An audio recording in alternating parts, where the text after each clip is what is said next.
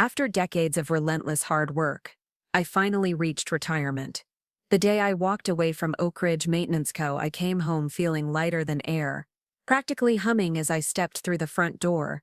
My heart was brimming with excitement. I couldn't wait to pull out my bank card and look at the savings I'd spent a lifetime building, ready to start planning the peaceful, comfortable retirement I'd always believed I'd earned. But the moment my eyes met the account balance, everything inside me froze. There was only $155,000 left.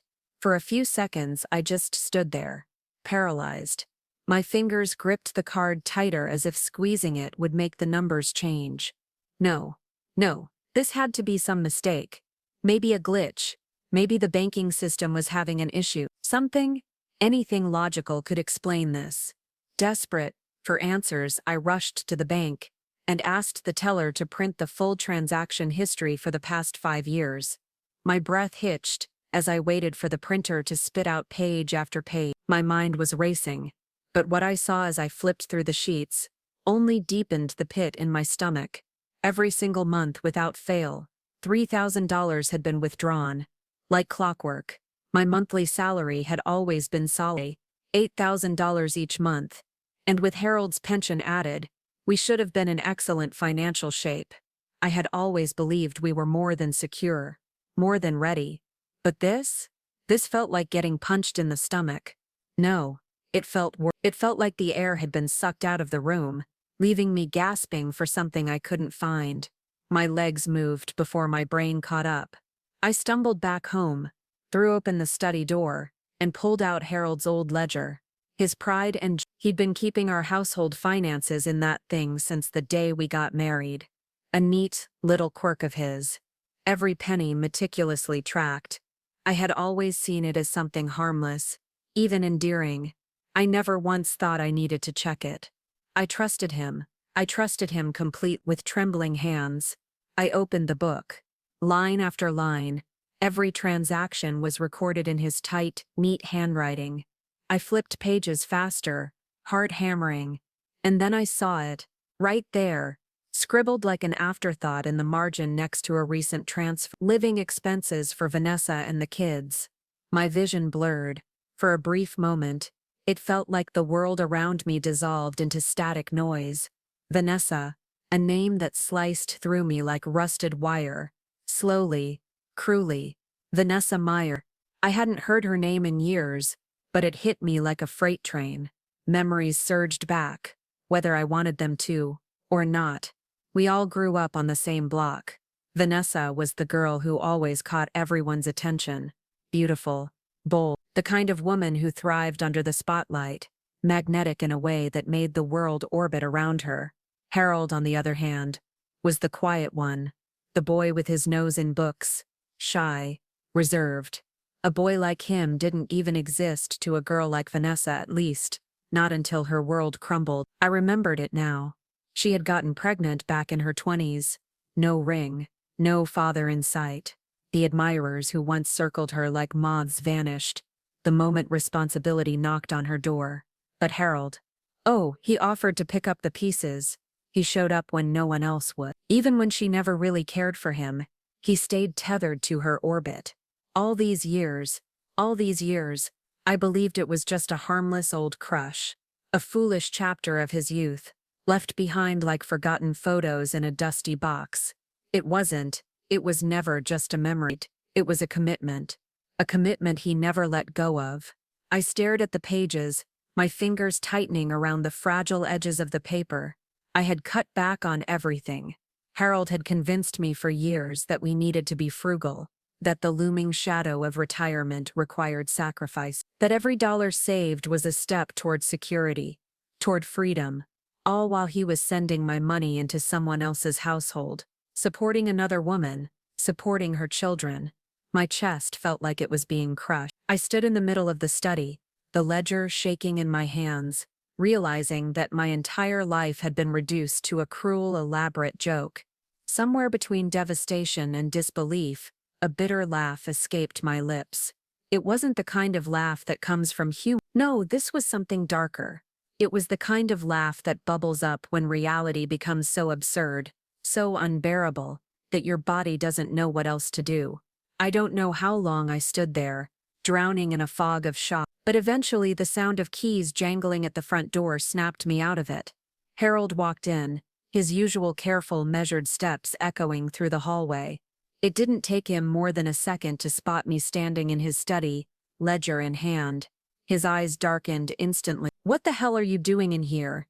His voice was sharp, biting, laced with something ugly, accusation. I didn't answer.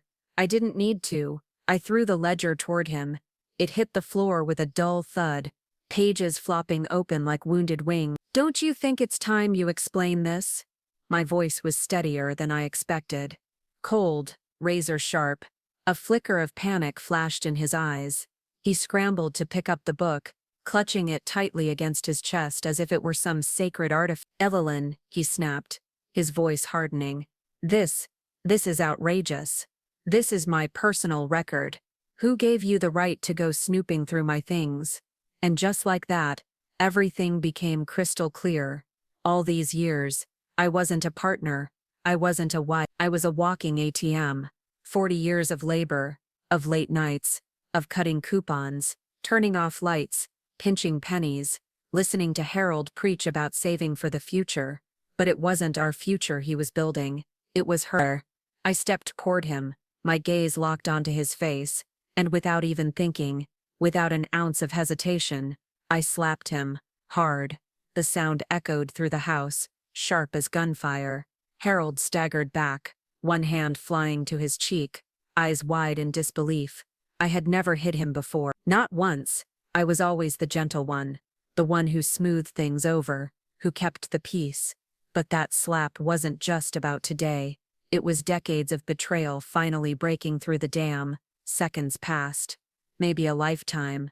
Then he exploded. "You're insane. You've lost your damn mind. How dare you hit me? We're married, Evelyn. Your money is my money. What's the big deal if I spent some of it?" I stared at him, at the arrogant curl of his lip, at the entitlement dripping from his voice. And I realized I didn't even recognize this man anymore. I stepped in closer, my chest heaving, voice trembling but sharp as glass. "If you're still so hung up on Vanessa, just say it. Don't you dare insult me with this living allowance nonsense. This isn't charity. This is a damn affair in disguise." Harold blinked. His expression shifted from outrage to a sort of condescending calm, like he was talking to a hysterical child. "Vanessa's an old friend," he said, waving a dismissive hand. "She's had a rough life. I was helping her out. That's all. Helping her out." I could barely believe the words leaving his mouth. A hollow, bitter laugh clawed its way out of me. With my money, while I was scraping by, while I denied myself every small comfort because you kept warning me about retirement. You told me we had to be careful. You told me to stop wasting money. Meanwhile, you were funding another woman's life behind my back. Something inside me broke open. I couldn't hold it back anymore. Decades of being the reasonable one, the calm one, the one who compromised, who forgave, who adjusted, all of it erupted into the air between us. "You let me live like we were barely scraping by," I snapped, my voice rising, "while you played secret benefactor to the woman you never let go of. You told me to be frugal for our future. But the truth is, every penny I saved, every dinner I skipped, every worn pair of shoes I kept wearing, that wasn't for our future. That was for her." For the first time in years, Harold didn't have an answer. His mouth opened, but no sound came. His eyes darted left, right, like a man searching for an escape route that wasn't there. Then he tried something else. His voice dropped, soft, wounded. "Evelyn," he murmured, as if tasting my name for the first time. "We've been married for decades. Is this really how little you think of me?" That voice, God, that voice, the same gentle, almost apologetic tone he always used when he wanted to smooth things over, when he wanted to make me feel like the irrational one. But it didn't work this time, because the fog had lifted. I remembered everything, every single moment when I'd tried to protect his fragile pride, when I'd let him handle the finances because it seemed to give him purpose, because back then he made less money than I did, and I thought letting him manage the household budget was a way to preserve his dignity. But all I'd done was hand him the perfect weapon to betray me. I swallowed hard, voice shaking but steady. Do you remember when Ryan was 10 years old, when he fell down the stairs and broke his leg? His brows furrowed, caught off guard. What does that have to do with, do you remember? I cut in, louder. He fell silent, his jaw tight. I begged you to pull some money from savings for his surgery, I continued, my voice raw. You said we couldn't. You told me the money was in a fixed-term deposit, untouchable. You told me to go borrow money from neighbors, friends, anyway. I could feel the tears rising, burning hot, but I didn't let them fall. Not this time. Do you know what it feels like? I whispered, to walk from door to door in the freezing rain, begging strangers to help your child, because your husband refused. I clenched my fists so tightly my nails dug into my palms, all while you were hoarding money to raise her child.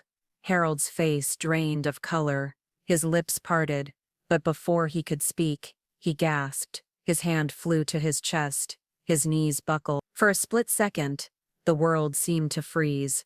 I stood there, watching as he collapsed to the floor, his fingers clawing at his shirt, eyes wide in terror.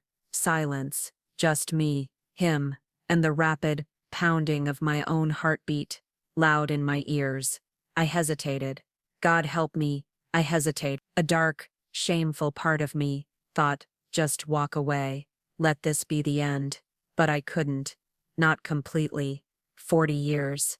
40 years of shared life, no matter how poisoned it had become, still weighed heavy on my soul. My hands moved on instinct. I rushed to his side, pulled him up, grabbed the car keys and drove him straight to the hospital. When the doctors ushered him into the emergency room, I stood there, hands trembling, waiting until they told me he was stable. No heart attack, but his blood pressure was dangerously high. They were keeping him for observation, maybe overnight, maybe longer. I walked out into the corridor. The fluorescent lights hummed overhead, cold and merciless. I pulled out my phone. I called Ryan. Your father's in the hospital, I said. Come take care of him. There was a pause, a beat, then Ryan's voice, cautious. What? What happened? I'm done, I replied. I brought him here. I've done my part. Now he's yours. Before he could say another word, I hung up. I turned, walked out of the hospital, and stepped into the cold night alone. The air bit at my skin, sharp and sobering. It felt like standing on the edge of a cliff with the wind howling behind me, terrifying, but also strangely freeing. Back home, the house felt hollow, lifeless. The ticking of the clock echoed through the silence, each second like a needle pricking at my skin. I looked around at the walls we'd once painted together, the furniture we'd chosen, the photos of birthdays, vacations, holidays. All of it felt like props on a stage, a set built for a life that never truly existed. 40 years of marriage, undone by a ledger and a few scribbled notes in the margin. I sat down at the kitchen table and let my gaze drift. I remembered the early years with Harold. He wasn't always a bad man. No, in his way, he was kind, gentle, even. But his flaw, the one I kept excusing, kept forgiving, was his stinginess, his obsession with saving.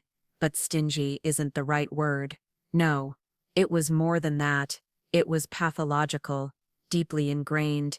I remembered one winter, years ago. He bought sacks of potatoes and carrots in bulk because it was cheaper. Even when the potatoes started sprouting, soft and rotting in places, he refused to throw them out. Just cut around the bad parts, he told me. That winter, I ended up in the emergency room with food poisoning. Even then, I tried to reason with him.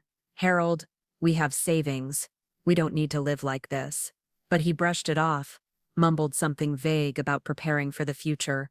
Always the future, never the present, never me. And now I knew why. Because the future he was saving for wasn't ours. It was hers. That night, I couldn't sleep. I lay in bed, staring at the ceiling, the shadows twisting and stretching as the hours dragged on. My mind wouldn't It played the same scenes over and over. The ledger, the scribbled notes, Harold's gasping collapse, the memories of every time I had sacrificed for a future that was never really mine. Sometime around midnight I got up. The house was still, the kind of quiet that feels almost too loud. I walked back into the study, turned on the desk lamp, and pulled the ledger toward me again. This time, I didn't skim. I went line by line, every withdrawal, every transfer. I calculated it carefully, double-checked, then checked again. The final number stared back at me like a slap to the face. $1.3 million. Over the last 30 years, Harold had funneled more than $1.3 million to Vanessa, month after month, year after year, while I tightened our belts, while I cooked frugal meals, reused paper towels, and skipped vacation, while I convinced myself that being prudent was noble, responsible. But it wasn't responsible. It was robbery. Decades of my life, every hour of overtime, every weekend I worked when everyone else was relaxing, every birthday dinner we skipped, all of it drained away into someone else's hands. And then, tucked inside the back cover of the ledger, something else. A photograph. I pulled it out with trembling fingers. It was old, slightly faded, but clear enough. There they were, Harold, Ryan, and Vanessa, standing together in a park on a sunny afternoon. Harold had one arm slung around Ryan's shoulders. On the other side of him, Vanessa stood smiling, her hand resting lightly on Harold's arm. They looked like a family, a happy little family. I stared at the photo for so long my eyes went dry. Was this what it had always been? A performance? Was I just the spare, the stand-in for the life he really wanted but could never fully claim? I didn't cry. I didn't scream. I simply felt hollow, utterly bone-deep hollow. Eventually, I pulled out my phone, set the ledger down on the table, and began photographing every page, every note, every transaction, every scribbled margin. Then I carefully photographed the picture too. Proof. The next morning, just after sunrise, Harold came home from the hospital. He walked in with his head low, looking 10 years older overnight. His hair seemed thinner, his eyes sunken, his skin drawn tight against his bones. Trailing behind him was Ryan. The moment Harold saw me sitting at the kitchen table, he stiffened. He cleared his throat awkwardly, adjusted the bag slung over his shoulder, and shuffled forward. Evelyn. His voice was soft, careful, like someone testing the ice beneath their feet. I'm sorry. I got too emotional the other day. I shouldn't have raised my voice or said the things I said. Please, don't hold it against me. I didn't move. I didn't answer. Harold licked his lips, nervously. I never told you because I didn't want you to worry. Vanessa, she's had a hard life. You remember, don't you? You know how things turned out for her. His voice cracked, and suddenly a tear welled up in his eye. Her son. He has a congenital heart condition. He's been in and out of hospitals since he was a little boy. Evelyn, I couldn't just stand by. You have to understand. I just wanted to help. Before I could answer, Ryan jumped in, his tone a little too rehearsed, a little too eager to smooth things over. Mom, seriously. Look, maybe Dad didn't handle it perfectly, but think about it. Maybe it was just his way of doing some good. You know? I mean, it's not like Bianca. I mean, Vanessa had it easy. I turned slowly, my eyes locking onto Ryan. His words hit me like a slap, not because of what he said, but because of the way he said it. Bianca. That's what he called her. So familiar, so casual, so warm, warmer than anything he'd called me in a long time. And in that moment, it clicked. It wasn't just Harold. Ryan knew. Maybe not everything, maybe not the full extent, but he knew enough. I felt something inside me crack, something I wasn't sure could ever be repaired. You knew, I said quietly. Ryan's eyes flickered, his shoulders stiffened. For a heartbeat, there was guilt, but then he forced a half-hearted laugh, shrugging. I mean, not everything, just what Dad mentioned sometimes. Don't overthink it, Mom. Overthink it. Overthink the fact that my husband and my son had both stood on someone else's side all these years. A bitter, almost hysterical laugh pushed its way out of me. I was the last one left in the dark, the only one stupid enough to still believe this was a family. Harold stepped closer, switching back to that soft coaxing tone. Elliman, come on. We've been together for so many years. Don't blow this up into something huge. He reached for my hand. I pulled it back. I'll make this simple, I said, my voice steady but cold. If you want to help Vanessa, that's your business. But you don't get to use my money to do it. His expression darkened. The fake softness vanished like a mask slipping. His jaw clenched. What are you talking about? I want the money back, I said, meeting his gaze. 40 years of marriage. $1.3 million.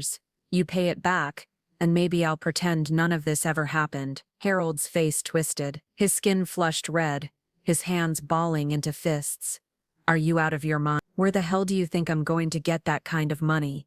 That's not my problem, I replied. His mouth opened in disbelief. Vanessa is my best friend. I thought you of all people would understand that. I thought you were compassionate, that you cared about people. But no, you're just cold-hearted, selfish. I felt a chill slide down my spine, and then, like a switch flipping, the weight that had been crushing me all night turned into something else. Laughter. A cold, brittle kind of laughter. Moral guilt trips, I murmured. Still your favorite trick, but I wasn't the naive 20-something he'd married. Not anymore. Not by a long shot. I turned, ready to walk away, but Ryan's voice cut through the tension, edged with impatience. Mom, seriously, do you have to make this such a big deal? I mean, come on. Aunt Vanessa's had it rough. Let's just drop it. No more money from now on, okay? Aunt Vanessa, the word stabbed sharper than anything else that day, so easy on his tongue. So casual, so familiar, so affectionate, like she'd always been part of this family, like she belonged. And in that moment, I saw it. I saw it all. Ryan, my son, didn't really see me as his family anymore. His heart wasn't with me. It hadn't been for a long time. A hollow ache opened wide inside my chest, something deeper than heartbreak, deeper than betrayal. It was the sharp, searing realization that I'd spent decades pouring every ounce of myself into people who wouldn't hesitate to cut me out the second it became inconvenient. I took a deep breath, forcing my voice to stay calm. Even as my hands trembled, I looked Harold straight in the eyes and said, as clearly as I ever had in my life, I want a divorce. The words felt like throwing a stone through stained glass, shattering, irreversible, but also liberating. Harold staggered back a step, like I'd struck him, his mouth open, then closed, then opened again, but no words came, and then his face twisted, his whole expression contorted into something ugly, rage, pure sputtering rage. No, he snapped, his voice vibrating with fury, absolutely not. Over my dead body, you're not divorcing me. I stared at him, this man I'd spent 40 years of my life with, and I realized I didn't know him at all. Maybe I never had. If you loved her so much, I said quietly, my hands curling into fists at my sides, why didn't you just leave with her? Why hang on to me? But I didn't ask for an answer. I didn't care about the answer anymore. I was done. From that day forward, I stopped speaking to him. The house turned cold. Not physically. No, Harold was still there, moving through it, but emotionally, spiritually, it felt like all the warmth had drained from the walls. The silence between us was suffocating. It filled every room. It clung to the air like fog. I started cooking only for myself. No more making his favorite bland stews or scrubbing vegetables down to the nub to save pennies. No more caring about whether he liked his food a certain way. No, from now on I made the dishes I loved. Spicy, fragrant, bursting with color and flavor. I sat at my own table, ate my own meals, and left him to fend for himself. And it didn't take long to notice something. Harold stopped eating leftovers entirely. Instead, he started ordering takeout every single day. Burgers, fried chicken, pizza, Chinese steak dinners from upscale restaurants. Meals that once upon a time he would have called wasteful, luxuries, unnecessary expenses. I could hear him at the door chatting lightly with delivery drivers like an old friend, his voice light, cheerful, relaxed. as if nothing had happened, as if the home, the life, the marriage we built meant absolutely nothing. And as I sat in the kitchen, stirring my soup, I felt something twist inside my chest. It wasn't just betrayal, it was the cruel, suffocating irony. For decades, I had listened to him preach about thrift, about saving electricity, saving water, cutting coupons, squeezing the last drop from every tube of toothpaste, about how expensive life was, how careful we needed to be. Do you really need another pair of shoes? Evelyn, turn the lights off when you leave the room. Don't waste food. Don't throw that away. Just cut off the bad part. And now the moment he had to feed himself, suddenly takeout was a daily ritual. I watched him from the kitchen doorway one afternoon, as he carefully opened a box of sizzling steak, mashed potatoes, and buttered green beans. He set it on the dining table, humming, flipping open his phone to scroll through videos while he ate, and all I could think about was the winter I got food poisoning, because he forced me to cook with rotting vegetables to save money. All those years, all those sacrifices, all those moments I told myself it was for our future. What a joke. A few days passed like this, cold, distant, unspoken, but then, predictably, Harold tried to reconcile again. Only this time, he didn't come alone. He walked in one afternoon, rubbing his hands together like he was nervous but also excited. "Evelyn," he started, forcing a gentle tone. "Vanessa heard about the tension between us. And, well, she thinks it might be good if you two met. You know, to talk." I stared at him. For a moment I wasn't sure I'd heard correctly. "She wants to meet me?" He nodded eagerly, like this was some brilliant peace offering. "Yes. She just wants to clear the air, get everything on the table." For a split second, curiosity flickered. Not because I wanted peace, no, but because I needed to see, face to face, what kind of woman was worth Harold draining over $1 million from our life together. So I agreed. The meeting was set for the following weekend.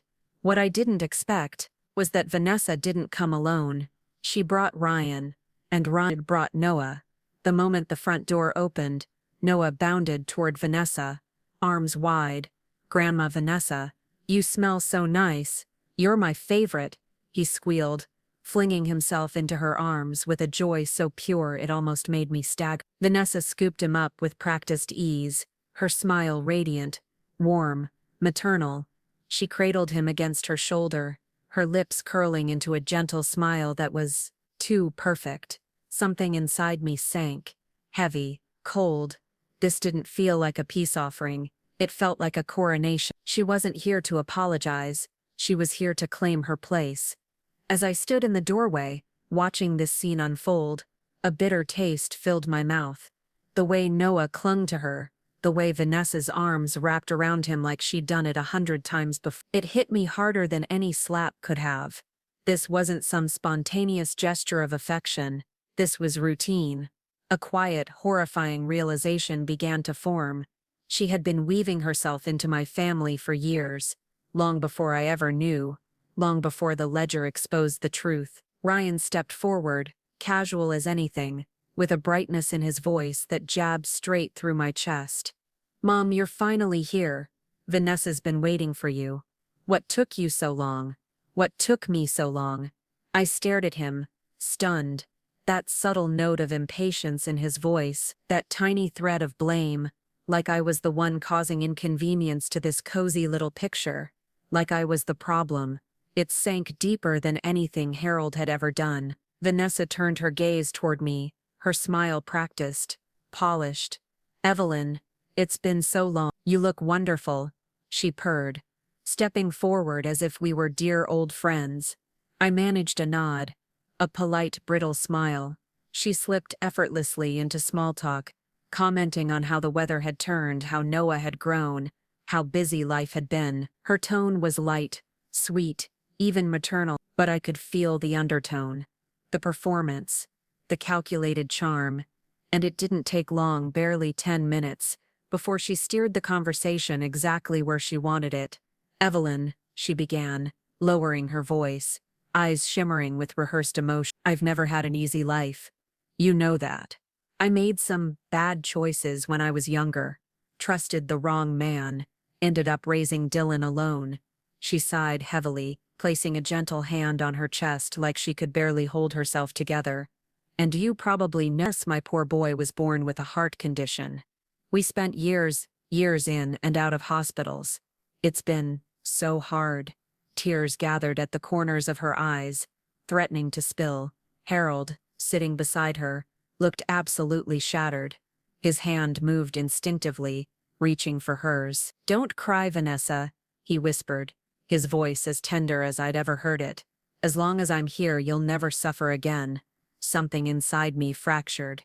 In that moment, I realized something brutal and undeniable. He hadn't forgotten how to love. He hadn't lost the ability to be gentle, to be kind, to be nurturing. He had simply chosen to give it all to someone else. Ryan chimed in then, as if on cue, smiling easily. "Yeah, Aunt Vanessa, you've always been so good to me. Don't worry. Anything you need, we're here for you. We're here for you. Not Mom, not Evelyn. Her." I looked around the room at Harold, at Vanessa, at Ryan, at Noah, and felt like an intruder in my own life, a stranger in the home I had built, a hollow, invisible ghost haunting a family that no longer saw me as part of it. A cold calm swept over me. I took a deep breath, steady, razor sharp. "If you love her so much," I said quietly, "then divorce me, marry her. At least then you'll have a good excuse." The room went silent. Harold stiffened immediately, his jaw locking. He turned to Vanessa, offering her an apologetic glance. "Don't mind her," he muttered. "She's just been upset lately. She doesn't mean it." Vanessa waved it off with a gracious little chuckle, patting his knee like a doting wife. "It's okay, I understand. Honestly, I'm the one who should apologize to Evelyn. I should have come forward sooner." I opened my mouth to reply, but Harold raised a hand, cutting me off. "What apology?" His voice sharpened. "You don't need to apologize for anything. That money, I gave it to you because I wanted to. Don't let this weigh on your conscience. I'll handle things with Evelyn." Then he turned to me. That same condescending smile, the one he'd used for years whenever he wanted to dismiss my feelings. "She's just temperamental. I'll calm her down." Temperamental, like I was some overreactive child. I almost laughed. But the laughter curdled into something darker. Because Harold had forgotten something. I wasn't that woman anymore. I wasn't the naive 22-year-old who thought love was about sacrifice and patience. I wasn't the quiet, agreeable wife who let things slide to keep the peace. No, that version of me died the moment I opened that ledger. I locked eyes with him, then flicked my gaze to Vanessa, who sat there calm, poised, smug beneath the mask of sweetness. I took a slow breath. I'd like to speak to Vanessa alone. The words dropped like a stone in water. Immediately, Harold's entire body tensed. His back stiffened, his fingers curled against his knees. "Why?" he demanded. "Why can't we all just talk here? Vanessa's not in good health. You don't need to upset her." That right there. The instinctive need to shield her, to protect her, to guard her from me. The pain twisted in my chest, sharp and sudden, not just because of how deeply his loyalty to her ran, but because it was so instinctual, so natural, as easy as breathing. The deeper his loyalty to her, the more absurd our decades-long marriage felt. A farce. A play where I was cast as the naive fool. I forced a smile. Bitter, calm, measured.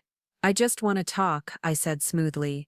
"After all, she's spent decades enjoying the fruits of my labor. A conversation doesn't seem like too much to ask."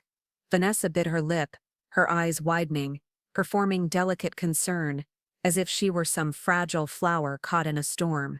But her answer was quick. "Harold, it's fine," she said softly, with just the right amount of martyrdom. "Let her, she's upset. Let her vent. It might help her feel better."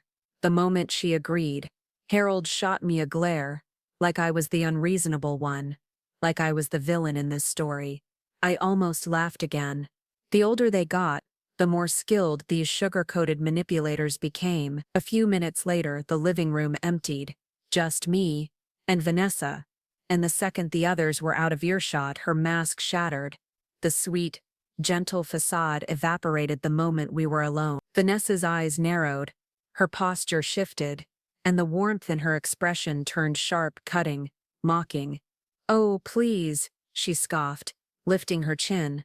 65 years old, Evelyn. And you're still throwing tantrums like a jealous teenager over a divorce." A cold, humorless laugh escaped her lips. She folded her arms, leaned back slightly, and smirked. "Here's a little advice: pretend none of this happened. Play dumb. Live out your days in peace. You won't get a medal for being the dramatic wife." Her voice was dripping with condescension, casual, dismissive, as if my life, my pain, my betrayal were nothing more than a temporary inconvenience in her storyline. I stared at her. For a long moment I didn't say a word. But inside something started to burn. It dragged me back to when we were teenagers, back to the years when we lived on the same block, back to the way her parents constantly compared her to me, back to the report cards, the whispered insults, the glares across classroom aisles, back to how her own parents used my grades, my achievements, as the measuring stick for everything she wasn't. Naturally, she grew to hate me, and that hate was never loud. It was subtle, cruel in the smallest ways. Smiles that were just a little too tight, compliments that dripped with poison. The way she once sent a group of boys after me to teach me a lesson, after school. She thought I didn't know it was her, but I knew. Of course I knew. And when it didn't go her way, when I called the police before they could lay a finger on me, it caused a scandal that left her reputation in tatters. Decades later, here we were, different scenery, same game. I leaned in slightly, my voice dropping to a chill sharper than any blade. "Vanessa, you've always acted like you were above everyone. But in the end, you spent your entire adult life as someone's side piece. Doesn't that feel pathetic?" Her eyebrow twitched. Her lips pressed together, the smugness faltering for just a fraction of a second. And I smiled. Cold, deliberate, merciless. "Out of old time's sake," I continued, folding my hands neatly on my lap, "I'll do you a favor. I'll hand him over. You can have Harold. I hope you two enjoy each other's company for the rest of your miserable lives." I paused, let it settle, watched her shift, just slightly uncomfortable. "But," I said, voice sharper now, "you owe me $1.3 million, and I expect every single cent." Her face hardened instantly. She let out a soft, incredulous laugh, tilting her head like she was watching something amusing but pitiful. "You think you can scare me into giving you anything?" she sneered. "You really are adorable when you try to act tough." Her fingers tapped against her knee as she leaned back, lounging like a queen. "That money was a gift. Harold gave it to me. Why would I give it back to you? You must be delusional." I chuckled softly, low, dark. Ignorance really is fearless. Vanessa had no idea who she was dealing with. She thought I'd spent the past 40 years cooking, cleaning, playing the loyal housewife. She had no idea I'd built a career, negotiated contracts, managed teams, balanced budgets, bigger than she could imagine. She had no idea I stood exactly how the law worked, and I wasn't going to tell her no, letting her stew in uncertainty. That creeping, gnawing fear of what she didn't know was the most satisfying punishment of all. I stood slowly, smoothing the fabric of my blouse. My gaze never left hers. "You really think Harold and Ryan being on your side means you've won?" I let the silence hang, heavy and suffocating. "Open your eyes, Vanessa," I continued, calm but razor-edged. "Harold's been a pitiful little man his entire life, good at saving pennies, useless at everything else. And Ryan, he's a man-child who wouldn't have landed a job if I hadn't pulled every string to get him in the door. You think without me, those two could keep up the cozy little life you've gotten used to?" Her expression faltered, just a flicker, a tiny crack in the armor. But it was enough. I smiled, cold, sharp. "Think again." For a few heartbeats, the silence between us was suffocating. Then I turned, walked toward the door and pulled it open. And there they were. Harold, Ryan, no, all hovering just outside, pretending they weren't listening, but their anxious glances said otherwise. The way they were positioned too close to be accidental, told me they'd been pressed against the door the entire time, but none of them even looked at me. No. The second I stepped out, they rushed past me as though I were invisible. They crowded around Vanessa instead. Harold's hand landed on her shoulder. Ryan reached for her elbow. Noah wrapped himself around her waist, as if she were the center of their universe, as if I had never existed. I stood there for a moment, watching the scene. This picture-perfect little family unit. A dry, bitter laugh rose in my throat. I shook my head, turned away, and walked out. Out of the room, out of the house, out of the life I had spent 40 years building. This time, I was truly done. No more tears. No more trying. No more hoping. I felt no love for this house anymore. No attachment to these people. Not to Harold. Not to Ryan. They were strangers now. That very night, I made 2 phone calls. The first was to my attorney, not just to file for divorce. No, I wanted everything that was mine. Every penny, every asset, every sacrifice I had made over the last 40 years. I was taking it back. The second call was to a locksmith. By morning, every single lock in the house was changed. The keys Harold once carried so confidently, the keys he'd jingled in his pocket like little badges of control, they were useless now. This was my house. It always had been. The deed was in my name, part of my employment benefits package from Oak Ridge Maintenance Co. But for years I'd let him believe it was our home, out of respect, out of love, out of foolishness. That chapter was over now. From this moment forward, every line was drawn, every boundary was clear, every inch of this space, every penny in my accounts. Harold didn't return until evening. I was sitting at the kitchen table when I heard the sharp, impatient rattle of his key in the front door. Once, twice. The knob jiggled, the deadbolt refused to budge, then silence. A few seconds later, my phone buzzed. It was him. I didn't bother answering. Instead, I stood, walked calmly to the door, and opened it just enough to step out. There he was, standing on the porch, confusion bleeding into rage. His arms were full, his briefcase, his coat, a bag of takeout swinging limply in one hand. "Evelyn," he barked. "What the hell is wrong with the lock? Did you—" I didn't let him finish. I simply stepped back inside, grabbed the suitcase I had already packed with his clothes and personal items, and tossed it onto the porch. Then another, and another. Piece by piece, his life landed at his feet. "Harold," I said, my voice flat, almost bored. "I told you, I want a divorce." He stood frozen for a heartbeat, blinking as if he couldn't quite process what was happening. Then his face twisted, red with fury, eyes bulging. "Evelyn, you're too old for this nonsense," he spat. "First you pick a fight with Vanessa and now you're pulling this little stunt. You think you're still 20, huh? You think you're going to get what some new man? What exactly do you think happens after the divorce? You rot alone in here until someone finds your corpse." His voice bounced off the walls, loud and pathetic. Under the porch light, his white hair gleamed stark against the night. And standing there, red-faced, shouting, spitting venom, he no longer looked like the gentle, mild-mannered man I had once married. No, he looked like what he truly was, a bitter old man, cornered, desperate, ugly in his entitlement. I said nothing. I simply reached behind the door, pulled out a folder, and tossed it onto the porch at his feet. "Divorce papers." His name, printed bold in black ink, stared back at him from the top of the page. "Whether I rot or not," I said, meeting his gaze with an icy calm, "is none of your business. All you need to do is sign." His pupils dilated. His hincas fumbled as he flipped through the papers, scanning page after page until he landed on the asset division. And his face turned the deepest shade of crimson I'd ever seen. "You're insane," he roared. "You want to leave me with nothing and then demand another million on top of it. Have you lost your damn mind? I've been supporting this family all these years, handling everything, and now you want to strip me bare like I'm some criminal. Don't I get any credit for that?" I stared at him, perfectly still. "Harold," I said slowly, "you didn't support this family, you stole from it." That was the moment his control truly snapped. Without warning, he lunged, tried to shoulder past me, tried to force his way back into the house. "This is my house too," he snarled. "You can't throw me out.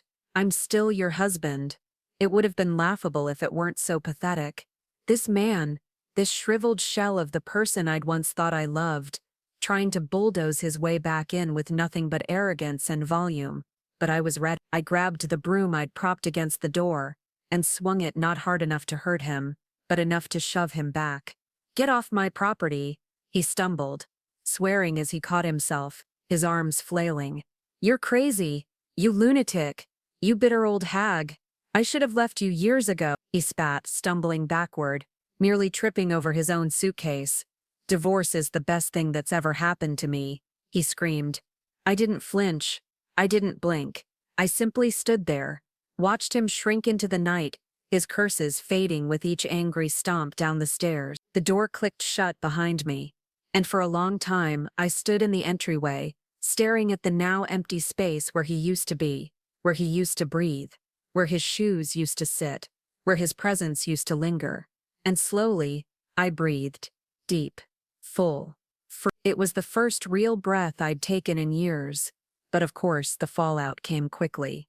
It always does. Harold was barely gone an hour before my phone rang again. "Ryan." I almost didn't pick up, but something in me, some stubborn kernel of curiosity, wanted to hear what he'd say. "Mom?" he snapped the second I answered. "You kicked Dad out? Are you serious? What do you think this does?" I didn't answer. I let the silence stretch. He filled it quickly. You're just handing him over to Vanessa. You think that's smart? You think that's what's going to make you happy? Who the hell's going to take care of him now? You expect me to look after him?" A bitter, humorless laugh escaped me before I could stop it. "Oh no, I expect nothing from you, Ryan. If you pick him up tomorrow and bring him home," Ryan continued, his voice laced with warning, "then maybe I'll pretend none of this ever happened." And then, he hung up, just like that. I stared at the screen, a deep, cold chill spreading through my chest. I shouldn't have been surprised. I shouldn't have felt anything at all. But even now, some tiny, foolish piece of me had still been holding out hope that my son would stand on the right side of this. That piece crumbled. My own son had turned his back on me, not even pretending to hide it anymore. His loyalty was with Vanessa, not me, the woman who had worked, saved, sacrificed, trusted, and been betrayed. And as the realization settled fully into my bones, it brought with it something far more powerful than grief. Clarity. If they didn't cherish what I had given them, I wasn't going to cling to it anymore. The next morning, I didn't hesitate. I gathered everything, the ledgers, the bank records, the receipts, every document, every scrap of proof. I even included photographs of every page, every note, every transfer Harold had ever made. I boxed it all up, placed it neatly by the front door, and sent the entire package straight to my attorney. If Harold wouldn't sign the divorce papers willingly, the law would make him. A few hours later, my lawyer called me. His voice was calm, measured, professional, but there was a hint of satisfaction in it. "Evelyn," he said, "this case is airtight." I smiled. For the first time in days, maybe weeks, it wasn't bitter. Shortly after, the attorney personally delivered the official divorce petition to Harold. No letters, no emails, not even a phone call, a face-to-face serving, the kind you don't forget, the kind designed to make it impossible to pretend it's not happening. And oh, it worked. I heard later from a neighbor that the scene was almost comical. Harold and Vanessa yelling, cursing, even trying to shove the attorney out of the house. But the man stood his ground, perfectly calm, perfectly unshaken. He handed over the papers, gave them a polite nod, and left without so much as a backward glance. Checkmate. That evening, Ryan called again, but this time, his voice wasn't just sharp. It was shaking. "Mom, what the hell is wrong with you?" he exploded before I could even say hello. "Dad passed out from the stress. He's in the hospital. Do you even care? Are you just trying to kill him? Is that what this is?" I closed my eyes, let the words wash over me like cold rain, and felt nothing. Nothing but a slow, dull weight in my chest. Heavy, inevitable. I didn't bother answering. I didn't offer excuses. I didn't explain. I simply hung up. I stared at the phone in my hand, realizing they really thought they could hurt me now. After everything, after every cut, every betrayal, every time they chose someone else over me. It was laughable, pathetic. I was done pouring my time, my energy, my heart into people who only knew how to take, who only saw me as useful when they needed something. From that moment on, everything went through my attorney. Clean, swift, emotionless. And while Harold and Vanessa scrambled, yelling, bargaining, playing the victims, I watched from a distance as the walls of their fantasy life slowly, gloriously caved in. Oh, they tried to play it off at first. I saw the photos. Harold had discovered Facebook. Of course he had. He posted pictures of candlelit dinners, braised chicken with mushrooms, grilled steak with buttery green beans, handmade pasta next to glasses of red wine. Cooking for the one you love, life's greatest joy. I stared at that caption, stunned. Cooking, Harold. This man spent 40 years refusing to even boil water because why waste the electricity, or just eat the leftovers? But for Vanessa, suddenly he was Gordon Ramsay.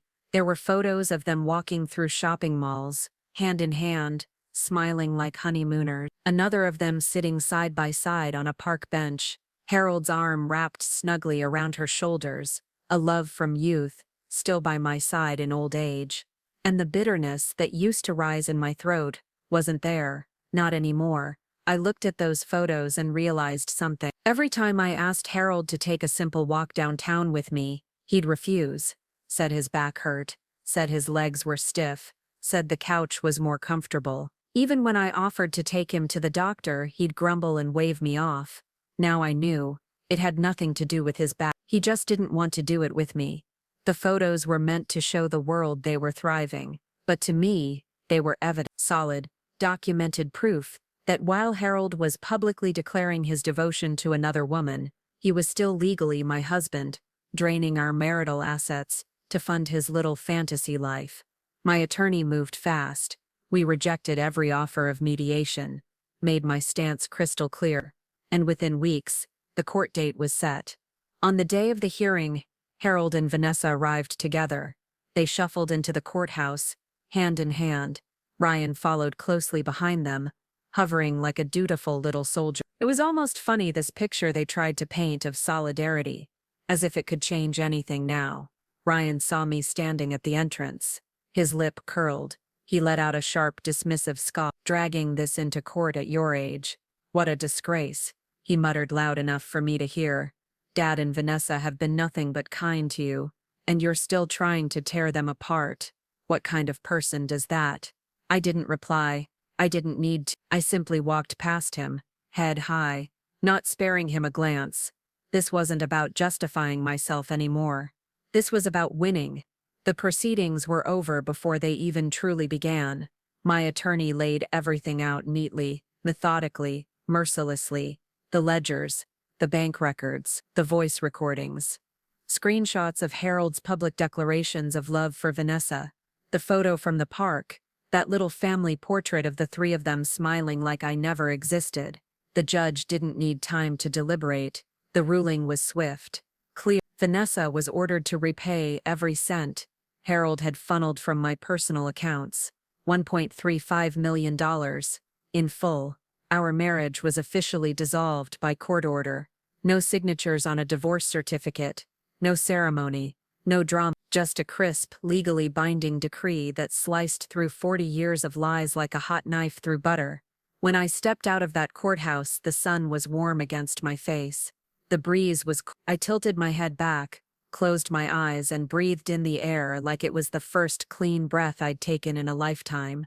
For the first time in years, I felt free, unburdened, alive. My life finally belonged to me. As for Harold and Vanessa, the cracks in their perfect little picture were impossible to hide. As they left the courthouse, their lifestyle had always depended on me, on my labor, my salary, my blind trust. Without that, they had almost nothing to fall back on. And Ryan, for all his moral grandstanding, wasn't going to lift a finger to support them. Not a cent. Not a moment of help.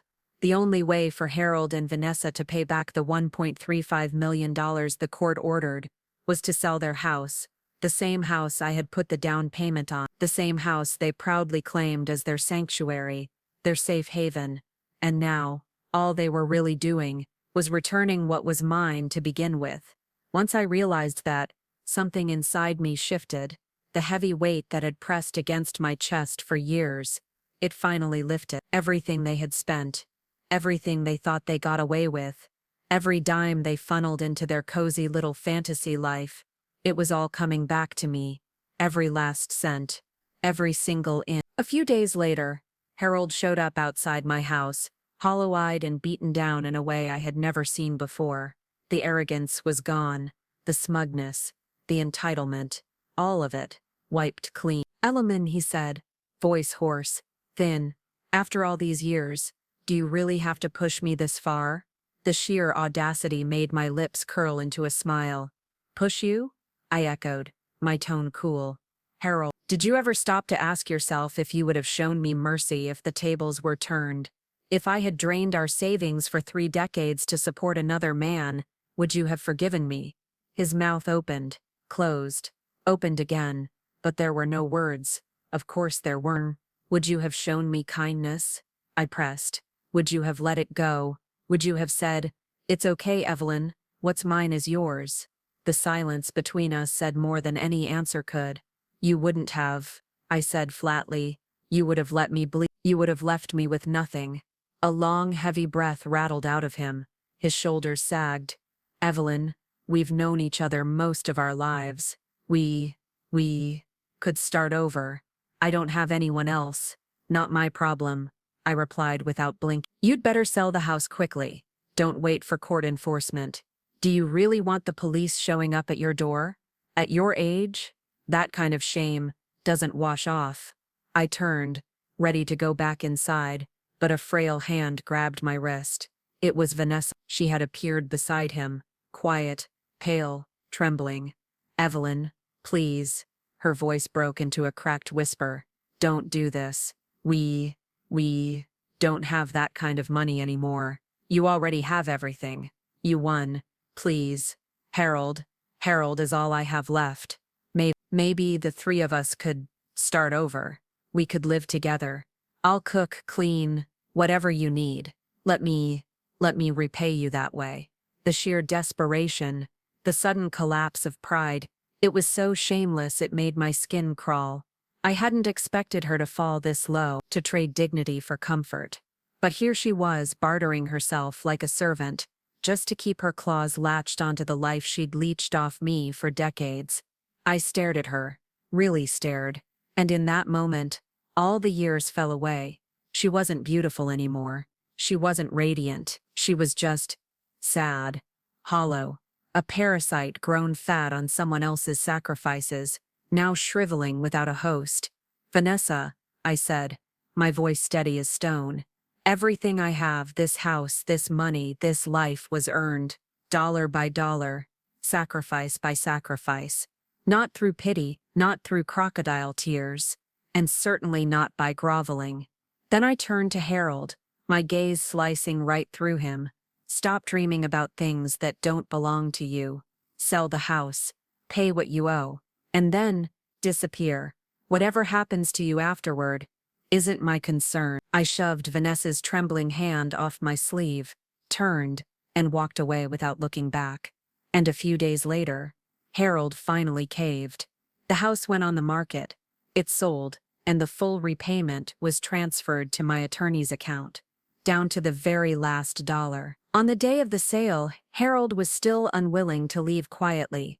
As I stepped out onto my porch, he was there, standing at the curb, watching as the movers loaded furniture into trucks, watching his own life get boxed up and shipped away. His eyes were bloodshot, his face gone, but his mouth still had bite. "Evelyn," he spat, "marrying you was the biggest mistake of my life. Vanessa and I will grow old together in peace. You'll die alone, clutching your precious money." I didn't flinch, didn't blink, didn't even bother to look directly at him. The money was in my account. They had nothing.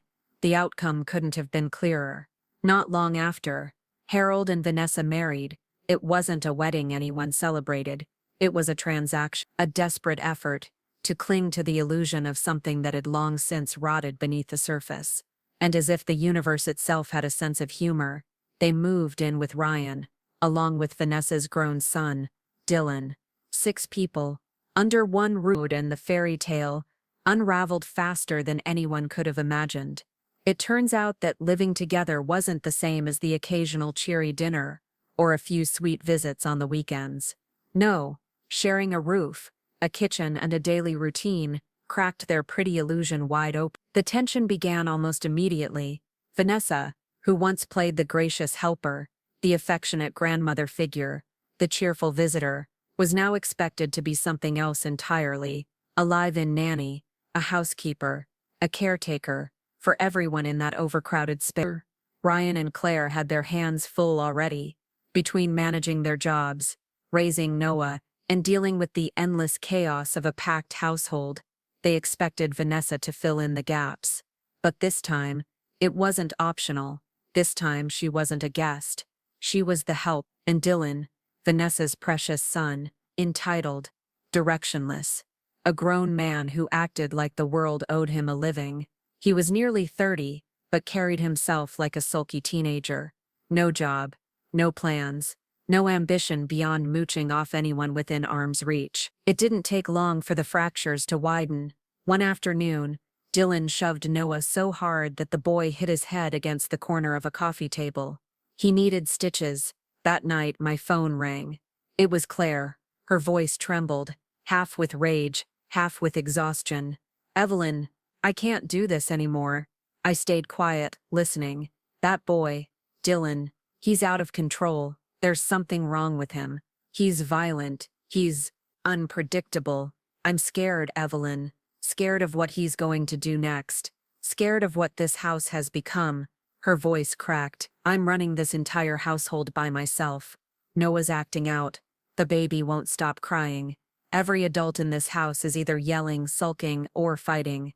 I don't know how I'm supposed to survive this." For a moment I didn't answer, not because I didn't know what to say, but because I knew exactly what this felt like. I'd lived it, for years, silently, invisibly. "Elliman," Claire's voice wavered. Can you help me?" I closed my eyes. I knew what she meant. She wanted me to come back, to step in, to be the fixer, the glue, the silent, dependable backbone that would hold it all together again. The same role I had filled for 4 decades while no one noticed, until I was gone. But I couldn't, not anymore. I wouldn't. I took a slow breath, then answered, gentle but firm. "If your schedule gets overwhelming, I can help pick up and drop off Noah, just for a few days. But anything more than that, I'm sorry, Claire. I just can't." There was a long pause, a painful one. But then, she nodded. Her voice softened, grateful but edged with something like embarrassment. "Thank you, Evelyn. That helps more than you know." We said our goodbyes. I hung up. Then I put on my coat and walked outside. Because lately, I had a new love: photography. I carried my camera to the park nearly every day now. I captured the way sunlight danced through leaves, the golden haze over the lake, the bloom of tiny wildflowers cracking through the pavement. I snapped shots of passing strangers, of birds in mid-flight, of Noah laughing when he visited me on weekends, running ahead with that wild freedom only children have. Every photo felt like bottling a moment of joy, a reminder, a promise, that life still had light in it. And for the first time in decades, I was actually living it. Food tasted different too. Back when Harold ran the house, meals were survival, bland, economical. Bowls of leftover soup, steamed vegetables reheated until they were mush, cans of beans, cheap, tasteless, efficient. But now my kitchen was alive. The smell of fresh bread filled the air every Sunday morning. Crispy tacos bursting with lime and cilantro crackled on my stove on warm afternoons. Roasts, stews, buttery pastries, rich, fragrant meals cooked not out of obligation, but out of joy. Cooking no longer felt like labor. It felt like Self-love. I set the table for one. I poured tea just for me. I plated meals that were vibrant, full of steam and color, and thought, this is mine. One evening, just as I was settling into this rhythm, my phone buzzed again. It was Claire, and this time, she was sobbing. Evelyn, I can't do it. I can't. Please, can Noah stay with you for a few days? I swear I think I want a divorce. I blinked, surprised, but not shocked. I didn't ask questions. I didn't need to. I simply said yes. When I arrived to pick Noah up, I was walking up the front steps when the yelling inside the house hit me like a wave. You really think you can kick Dylan out like he's nothing? Vanessa's shriek tore through the air. He's my son. He's family. Then Ryan's voice colder than I'd ever heard it. Dylan is almost 30, Vanessa. What's he still doing here like a damn child? He's not sick. He's not helpless. He's just a freeloader. And I'm done. He needs care. He's got issues. No, Ryan snapped. No, he doesn't. He needs a job. He needs to get out. Either he goes, or you both do. The house trembled with chaos. I stood there quietly listening, and I couldn't help but feel a grim sort of satisfaction. Because what they once mistook for what they once thought was the warmth of a loving family was never real. It was just me. I was the glue. I was the warmth, the backbone, the unspoken support holding it all together. And the second I left, their beautiful little house of cards collapsed. I didn't know. I simply texted Claire, I'm here. Bring Noah out. A few minutes later, the front door opened. Claire stepped out, her eyes red and swollen, trembling as she guided Noah to me. The moment she saw me, she broke. She collapsed into my arms, sobbing so hard her entire body shook. Evelyn, I can't do this anymore. I wrapped my arms around her and held her tight. Noah clung to my waist, his small fingers trembling. I said nothing. I didn't offer advice, didn't say it would be okay.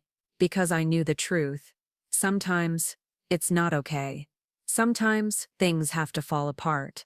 After a few long moments, I pulled back just enough to look Claire in the eyes. Her face was blotchy, her mascara smudged, her expression one of someone barely holding it together. Let's go, I said gently. She nodded, unable to speak, then crouched to hug Noah tightly. Be good, okay? Just stay with Grandma Evelyn for a few days, she whispered, her voice breaking mid-sentence. Noah nodded, clinging to me. His small hand slipped into mine, as though it had always belonged there. We left. I didn't glance back at the house. I didn't need to. As we pulled away, I could still hear the shouting behind the closed door, muffled but furious.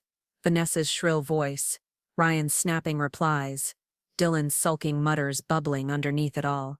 The cracks were growing wider. Dinner that night was quiet, peaceful. I made Noah his favorite chicken pasta with extra parmesan and a side of garlic bread. We ate slowly, savoring every bite. For the first time all day, Noah smiled. After we cleaned up, we went for a walk. The evening air was crisp, the sky streaked with orange and gold. I brought my camera, letting him run ahead on the grassy field, snapping pictures as he chased birds and kicked fallen leaves. As I captured those moments, the pure joy in his face, the sunlight caught in his hair, I realized something. I wasn't mourning anymore. Not the marriage, not the family, not the life I had lost. I was done mourning people who had never mourned me. As we were heading back home, a figure stood near the parking lot, hands shoved deep in his pockets, shoulders hunched, head low. It was Ryan. For the first time in weeks, he looked like a man unraveling. His usually sharp, smug expression was gone, replaced with exhaustion, frustration, and something else. Regret. Mom, he called softly, as we walked past. I didn't stop. Mom? Wait, he said again, this time louder, more desperate. I was wrong. I was so wrong. I was stupid. I thought Vanessa cared about us. I thought she really loved our family. But now I see her. I see her for who she really is. I paused but didn't turn. His voice cracked. Mom, can you come back? A long silence stretched between us, heavy and final. For a moment, a flicker of something passed through me. An old instinct, the reflex to fix, to forgive, to pick up the broken pieces. But it faded just as quickly as it came, because the truth was, I had also seen Ryan for who he really was. Not the little boy I raised, not the son I had poured my life into, but the man who had stood beside Harold and Vanessa when I needed him most, who had chosen them, defended them, protected them, who called me cold, heartless, a disgrace. I didn't turn around, didn't offer a smile, or a nod, or even a word. I simply tightened my grip on Noah's small hand and walked away. Behind me, I heard Ryan's breath hitch. But I didn't stop. I didn't look back. Whatever remained between mother and son was already gone. Eroded in every moment he stood on the wrong side of the line. Drowned in every word he'd thrown at me. Lost in every time he chose someone else over me. The next day, while Noah and I were having breakfast, my phone rang. It was Ryan again. I let it ring. Then again, and again. By the third call, curiosity got the better of me. I answered. His voice was frantic. "Mom, Dad had a stroke." The words hit the air like a hammer, but not the way they used to. Not the way they might have, once upon a time. He's in the hospital. Please, can you come? Please. There was a tremble in his voice. Not just from panic, from something heavier. Shame. Desperation. I was quiet for a long moment. Then, maybe out of habit, or maybe for closure, I went. It had been months since I'd last seen Harold. The man lying in that hospital bed was barely recognizable, frail, shrunken. His hair, now fully white, clung to his scalp. His face was ashen. His hands trembled uncontrollably, even as they lay motionless against the sterile sheets. For a moment his eyes were unfocused. But then, they landed on me, and something flickered. Weak, but there. Tears welled in his eyes. His lips parted, but no words came. Only broken gasps, dry and raspy. Ryan's voice broke the silence. Vanessa. She pushed him. Her and Dylan, they were fighting over money. When Dad refused, when he said the money was gone, they shoved him. He fell, hit the floor. He ran a hand through his hair, looking utterly unraveled. They cleaned out the house. Jewelry, electronics, whatever was left. It's all gone. We've already filed a police report. I looked at him, waiting to feel something. Pity, relief, closure, anything. But there was nothing. It all felt like watching the final scene of a play I had seen 1,000 times. I already knew the ending. There were no surprises left. Harold's fingers twitched. He tried to reach for my hand. His eyes pleaded, glossy with helplessness. "Evelyn." His voice was barely a whisper. I'm sorry. I didn't move, didn't flinch, didn't take his hand. "There's nothing left between us," I said, my voice low, cold, and steady. "You don't owe me an apology. We're strangers now." His face crumpled. Tears slid down the creases of his weathered cheeks. But I didn't stay. I turned, and I walked out of that hospital room without looking back. Ryan chased me down the hallway. "Mom, wait. Please. He can't take care of himself anymore. Claire and I, we both work. We can't do this alone. Just help a little. Check in sometimes. Please." I stopped, turned, looked him in the eye, and then I smiled. "No," I said. A single word, final, absolute. "No. We divorced. You're an adult. I raised you. I owe you nothing." His mouth opened in disbelief. How can you be so heartless? "I'm your son." My smile didn't falter. "And yet, when you watched me drown, you didn't even throw me a rope." His breath hitched. His hands trembled. "I'm struggling. And you don't even care."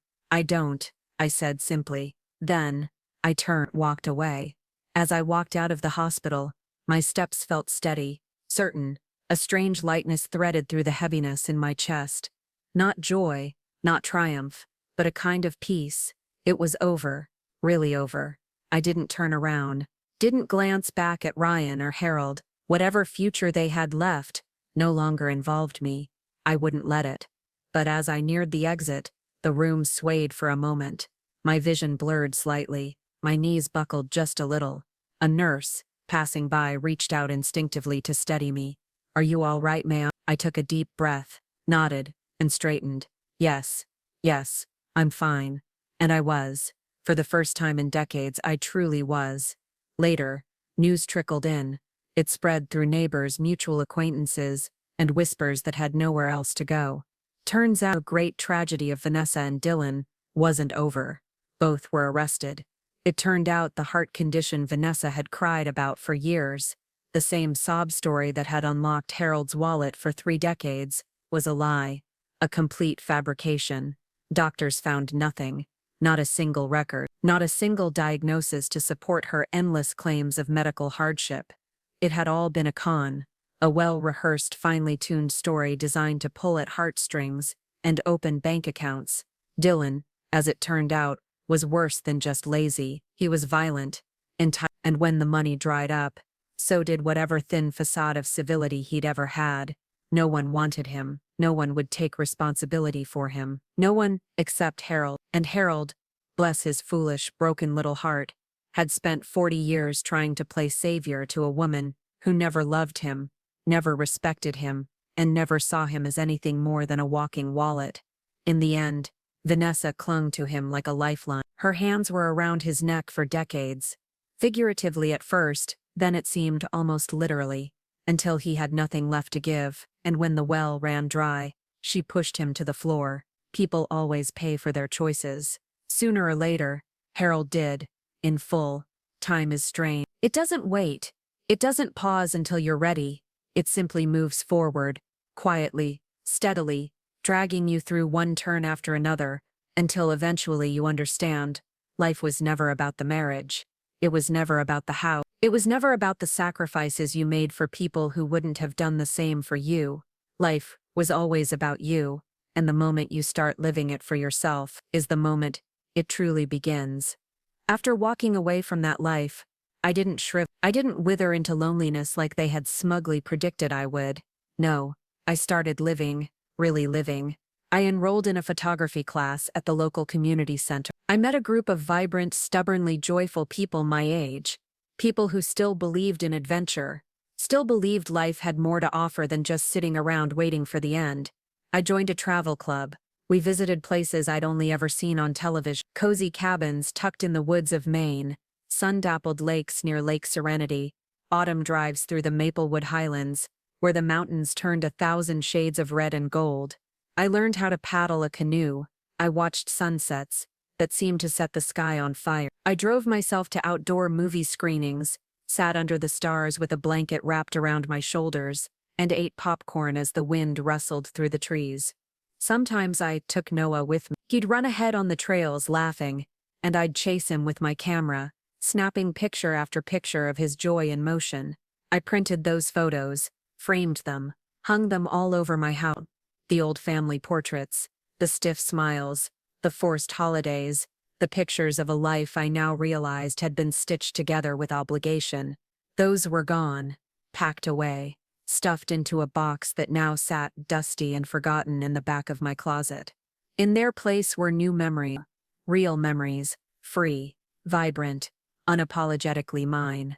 As for Ryan and Claire, well, eventually their marriage collapsed too. The weight of it all, of daily life, of regret, of the realization that love isn't something you can just patch together with shared responsibility and mutual exhaustion. It crushed whatever fragile bond they had left. Arguments turned into silences, silences turned into long, cold stare, and eventually they stopped pretending altogether. Claire packed up, moved out, took Noah with her. I didn't judge her. I didn't offer advice. I didn't say I told you so. I simply invited her and Noah over one evening. Made a table full of her favorite dishes, warm bread, roasted vegetables, a perfectly seared salmon with lemon butter. I hugged her gently. I pulled Noah into my arms, kissing the top of his head. "You're a good mother," I told her softly. her eyes filled with tears. She nodded. Ryan eventually moved into a small apartment by himself, the kind with thin walls and creaky stairs, and a view of the parking lot instead of the sky. Every now and then, he'd call. His voice was different now, softer, quieter, worn around the edges, not sharp with entitlement anymore, but dulled by life, by regret. And that's how life works, isn't it?